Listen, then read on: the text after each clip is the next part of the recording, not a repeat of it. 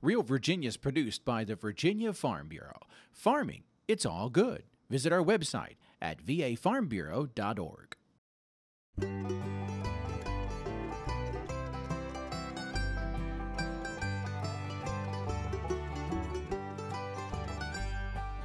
Home will always be Virginia, between the Blue Ridge and Chesapeake Bay, Atlantic to Appalachia, home in my heart always. Hello everyone and welcome to Real Virginia, a show about Virginia agriculture and the people who produce all of the wonderful products we enjoy. Resource management plans will benefit both the environment and farmers. We'll explain why. And we learn how to grow peppers from the ground up. Plus, one of Virginia's most important agencies celebrates a milestone this year. Welcome back everyone. We're here on the banks of the James River, and as Norm Hyde reports, this is just one of the many waterways that will be better protected in the future thanks to a new state program for farmers. It's a rare regulatory program that has the support of all parties involved. Virginia's new Resource Management Plan program fits the bill, in part because Virginia's farm community helped develop it. This program was actually born from the agricultural community, us working in cooperation with them to come up with these RMPs. And once again, it's a great example of how Virginia works together, the conservation community, the agricultural community, and the governor's administration working together for a solution that's good for everyone. Virginia's Secretary of Natural Resources, Molly Ward, says resource management plans are a voluntary approach to registering as many farm conservation practices as possible in the state, as well as offering farmers some assurance that any new plans to improve their practices will be drawn up by local conservation experts.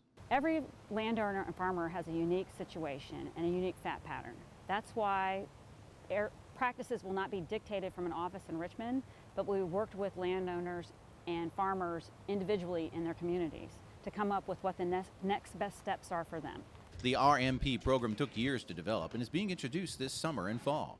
Basically, farmers and landowners are encouraged to meet with certified conservation planners on a voluntary basis to both account for their current conservation efforts and make plans to improve their land stewardship in the next few years. Secretary of Agriculture and Forestry Todd Haymore believes it will be popular with most farmers. I think the biggest challenge is probably making sure we have enough planners out, certified planners out doing it, but a lot of the practices that are going to be a part of the RMP are already being done, particularly by farmers east of I-95. So this is a situation where farmers are going to be getting credit. A lot of farmers will be getting credit for things that they're already doing and having them certified through these programs. What kind of conservation practices are we talking about? Farmers have made all sorts of changes in recent decades to reduce soil erosion and runoff. Practices like no-till planting, buffer strips between fields and streams, and precision fertilizer applications are now common. One of the most important things we found for the health of the Chesapeake Bay in terms of phosphorus and nitrogen control is keeping cows out of streams. Not only do we keep the waste out of the water, but also there's erosion prevention on the borders of the streams that prevents sediment from getting into the water. And the added benefit to the agricultural community is they have stronger and healthier herds who are less prone to disease. I think that's one of the great things about the program. It's voluntary, they're unique to each individual farm. You can have an entire operation covered by a resource management plan, or you can have individual fields and sectors of your farm under different plans. So I think that's one of the good things about it, and I think it's another reason why the farming community is going to embrace it, because again, they're already doing a lot of things that will just be certified under these RMPs. While some conservation practices are relatively inexpensive to implement, others can cost tens of thousands of dollars. Both federal and state funding is available to help farmers pay for improvements like manure storage sheds, miles of new fencing, and wells to water their cattle. The resource management plan they develop will give them a timetable and an opportunity to plan how to pay for those changes. Our General Assembly members have been good. I've been working with the administrations, this administration, the McDonald administration, Kane administration board, about having money out there for cost share programs, farmers that they can put their own resources, their own skin in the game, but also the state's going to work with them through those funds. One reason farmers may be eager to develop these plans is the safe harbor option.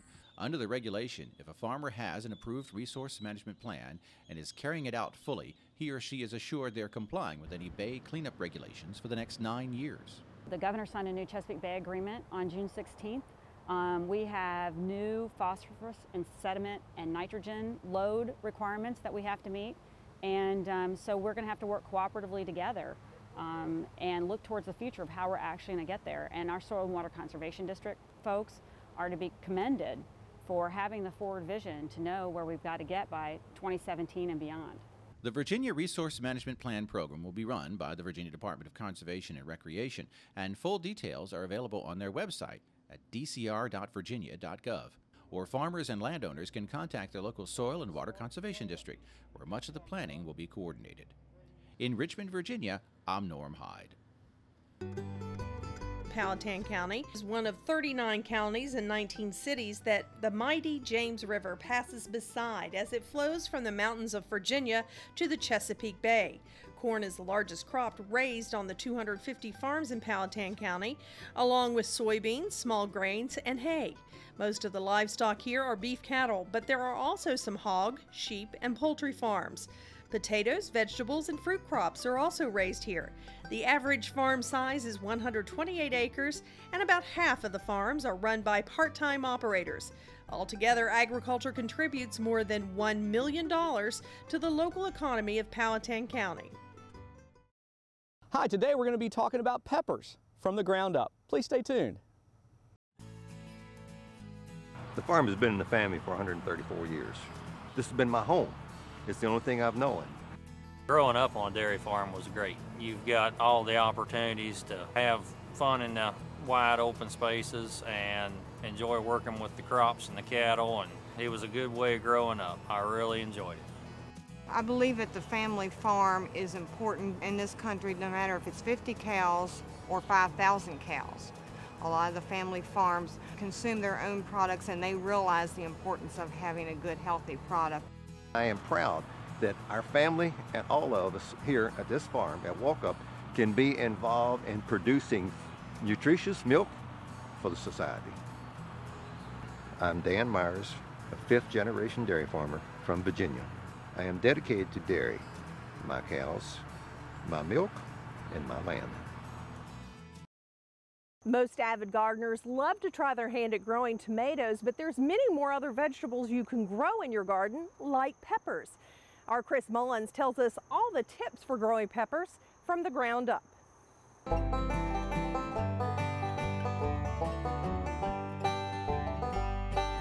Hi, today we're at Virginia State University's Randolph Farm, and as you can see behind me, we've got lots of crops growing, and especially peppers. Let's talk a little bit about those today. You know, everybody grows tomatoes in their garden, and some people grow peppers also, and people often ask me, which is easier? Well, in a lot of ways, peppers are easier to grow. So why don't we take a few minutes today, talk about peppers. I'll try to give you some production tips, and we'll see if it might fit into your garden.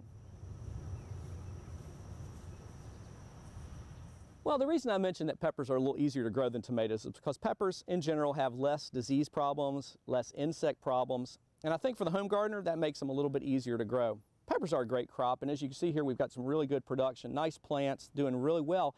This is more of a commercial system where a farmer would use something like this mulch covered bed with drip irrigation.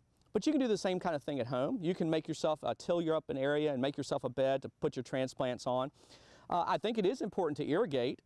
We use drip irrigation systems here. We use some type of hose to do that. But you can go and find soaker hoses, and you can put that down.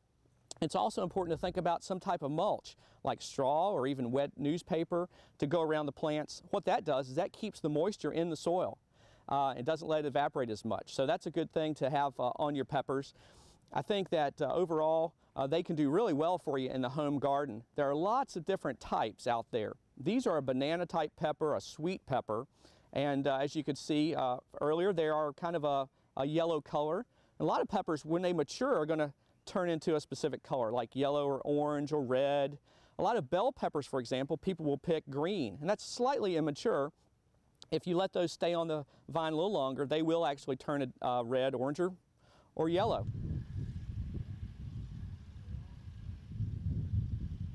Well, here in this setting, to keep these peppers from falling over, we've got a trellis system. We've got this plastic mesh netting that the plants grow up through, and it keeps them from falling over. Peppers can get kind of tall, and they can get heavy, and they might want to fall over. So you can use something like this in the home garden, or just like the tomatoes behind us, you can put stakes around or near each pepper plant and time to that. That'll keep them from moving around, especially in high winds during the summertime. Now, pepper plants need to probably be spaced when you put the transplants in the ground about anywhere from 18 inches to 2 feet apart. It depends on the variety. Some are smaller in stature and some are larger, but if you space them that way, you're going to be fine. Another thing to think about is fertilization. It's a good idea to put down about 2 pounds of 10-10-10 for every 100 foot of row spacing before you plant. And then after you plant, about 3 or 4 weeks after you plant, you can water these with some water-soluble fertilizer, or you can go in with some granular fertilizer and add it to the side where the plants are, add it down the road to the side. That'll keep the plants moving, green, and healthy throughout their growing season. So when you're thinking about peppers, there's lots of different types out there, lots of different varieties. So as you're consulting your seed catalog in the wintertime, look for varieties that are going to fit into your production system. Look for ones that have different maturity dates, because some take longer than others. And one type that takes longer than others is hot peppers usually. Now these are habaneros here. They're an orange. They will get orange as they mature. They're very hot, but they do take a little bit longer to mature than, say, a bell pepper or a sweet banana type pepper. And we do have some of those. That's another type, these sweet banana peppers.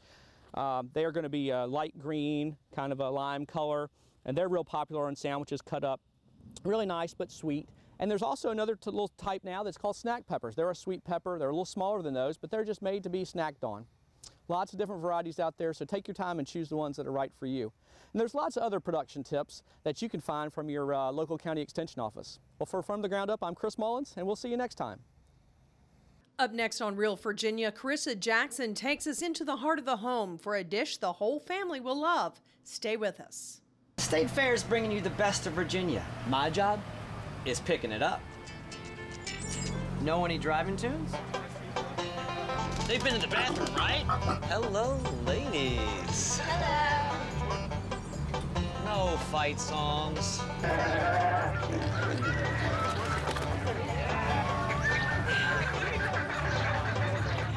Learn more at statefairva.org. This could be a challenge. It's the time of year that many of us are digging into our own gardens or perhaps going to local farmers markets to find fresh vegetables. Our Miss America 2010, Carissa Jackson, joins us to show us a delicious recipe using these fresh vegetables. It's ratatouille in the heart of the home.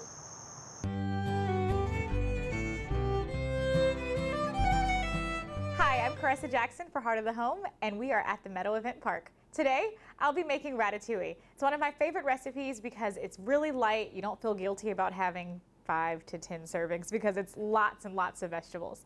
So we're going to start over here on our cutting board. We have eggplant, we have zucchini, and we have yellow squash. We also have green peppers, tomatoes, and onion. So we are going to start with cutting our eggplant. Cut it in half, then cut it into 4s. And you can make as large or as small pieces as you like. I try to make them about 1 inch thick. Cut cherry tomatoes just in half. We're going to use about 1 cup of them for this recipe. We have fresh onion. You can choose to cut this onion in rings. You can dice it however you want. I'm just going to cut about 1/4 inch pieces.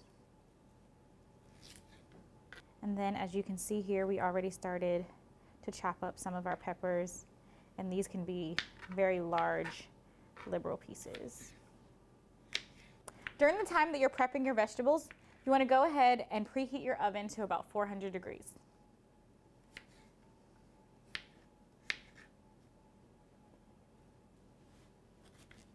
All right. Then we're going to move over here to our skillet. You want to use about a medium-sized skillet, and you want to put it over medium-high heat. We're going to add a little bit of olive oil to our pan.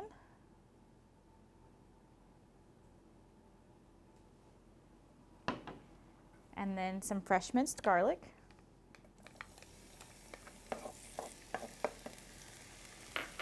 This is the good part when you get to start adding all of your vegetables. So we have some eggplant here that I prepped ahead of time, and we'll go ahead and take the ones from over this way.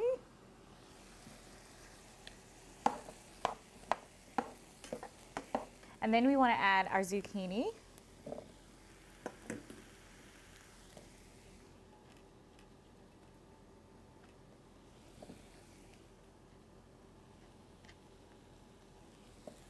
And squash. These are the firmer of the vegetables that we're going to use. And so we're going to go ahead and let these cook down for about 5 minutes before we add our other ingredients. All right, so our zucchini, our squash, and our eggplant has been cooking for about 3 minutes. So at this point, we're going to go ahead and add our fresh mushrooms.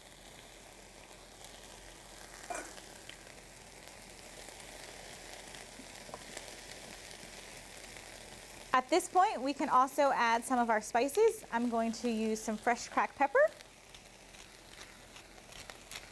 some sea salt, and a little bit of parsley.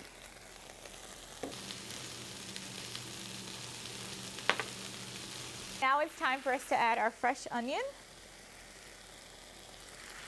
our tomatoes, and green peppers.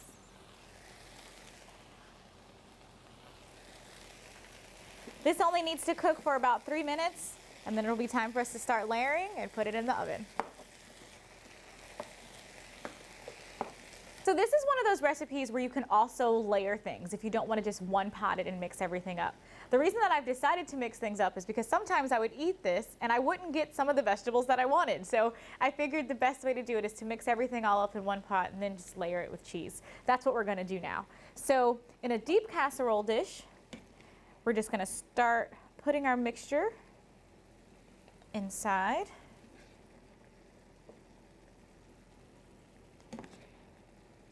And at each layer, we are going to sprinkle it with some fresh Parmesan cheese.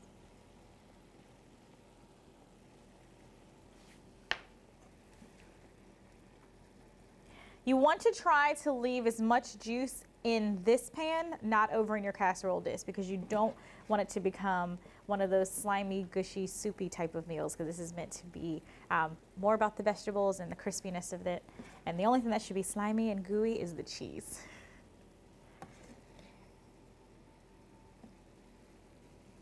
You can also be as liberal with the cheese as you want. I'm using about 1 cup of cheese, but if you would like to use more, go ahead. All right, sprinkle it with our last little bit of cheese, and then we are going to place this in the oven for about 15 minutes.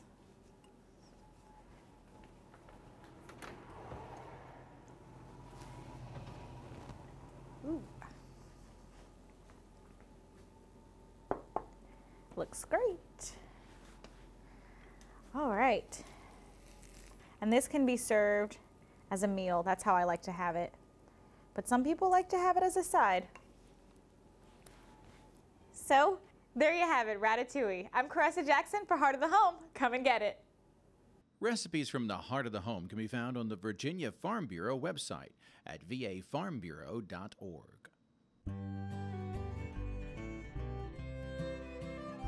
Virginia's eastern shore is known as the Garden by the Sea. Farmers on the shore work to protect their land while producing a bounty of grains and vegetables. Farming on Virginia's eastern shore can be traced to the early 1600s. At that time, tobacco was the primary crop. Today, there's a wide variety of fresh produce grown in the region: asparagus, zucchini, tomatoes, potatoes, and green beans, just to name a few. There are 2 growing seasons for most vegetable crops on the shore, but potatoes have only 1 season. Many producers are growing corn, wheat, and soybeans as well because of the growing poultry industry nearby.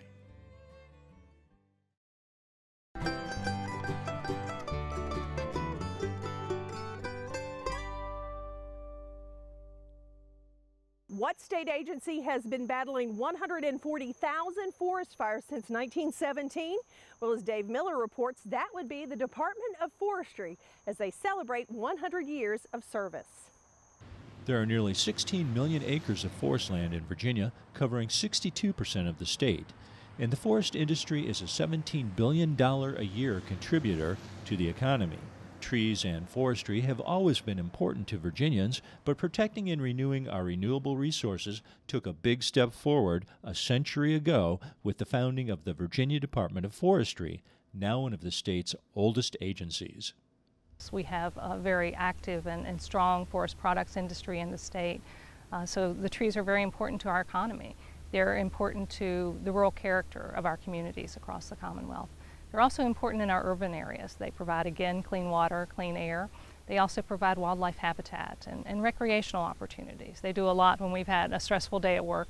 It's nice to be able to head out to a state forest and be able to walk through the woods and automatically be connected to the land. A century ago, the major threat to Virginians came from wildfires and forest fires.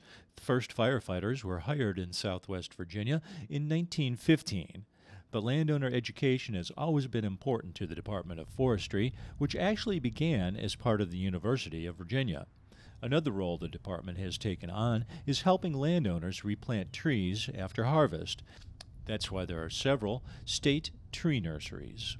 Right now we're standing in some beds of one-year-old white oak seedlings. These white oak seedlings were planted in the fall of 2013, and the acorns came up this spring of 2014. All these acorns we collect from locales around the tree nursery, and we plant those, like I said, in the fall. Where these seedlings will go, a lot of these seedlings will be bought by private landowners to either plant 25 of them at their house or hunting cabin, or somebody just wanted to do reforestation. So some orders of these we get as small as 10, 25, and some orders we get from some big contractors that actually plant thousands of these at a time. White oak is just one of the 50 species of trees available for purchase from the state. Everything from apple to walnut trees are available in the Department of Forestry Seedling Price Guide, available online at buyvirginiatrees.com. Most seedlings are offered in quantities from 10 to 1,000, and it's a great service to landowners. But that's just one service the Forestry Department offers to the public. Perhaps even more valuable is the free advice from professional foresters on how to manage forest land, especially since the majority of timberland in Virginia is privately owned. We work with private landowners to ensure that they have the resources that they need to manage their forest land. So being able to provide them with professional advice, ensuring that they have private sector contractors to work with if they're planting trees on their land. Reforestation is very important in the state, and so we work with landowners to ensure that they not only have the very best seedlings to plant if they've harvested their land, but that they also have cost share and financial incentives to help make that possible. As growth continues to encroach on rural Virginia, some wonder if we'll reach a point where our forests start to disappear. The good news is that thanks to the Department of Forestry, so far our trees are holding their own.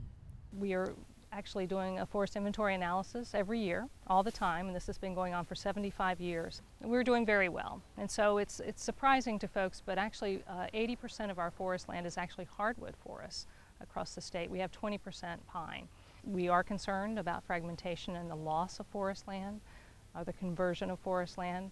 It's really important that we do all that we can to conserve our working landscapes. Landowners with as little as 1 acre of property can request the advice from a professional forester. And of course, the department is on the front line protecting all Virginians from forest fires. If you happen to meet someone from the Department of Forestry, be sure to give them a century salute. From Augusta County, this is Dave Miller reporting. That's going to do it for this edition of Real Virginia. We're so glad you could join us to celebrate the bounty Virginia has to offer, whether it's in your home, your garden, or your landscape. We're proud to say that this is Real Virginia. So for everyone from the Virginia Farm Bureau, thanks for watching. Make it a good week.